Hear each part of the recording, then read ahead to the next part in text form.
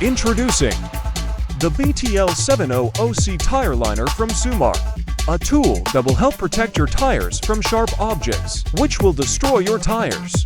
Even sharp objects, such as nails, will not easily penetrate it.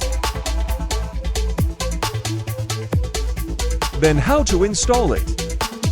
Remove the wheels first. Let out all the air and remove the valve part. Flex all parts of the tire so that it is easy to remove.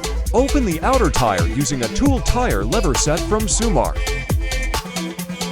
Take out the inner tire first to make it easier. When installing the tire liner, use the BTL700C for OG to tire liner for mountain bikes. Install the tire liner on the inside and make sure it is installed evenly and correctly.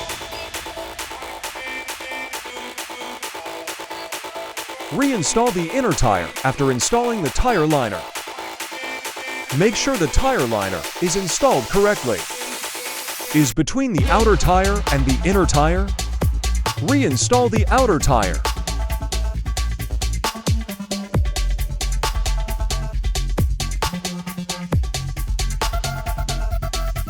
Refill enough air.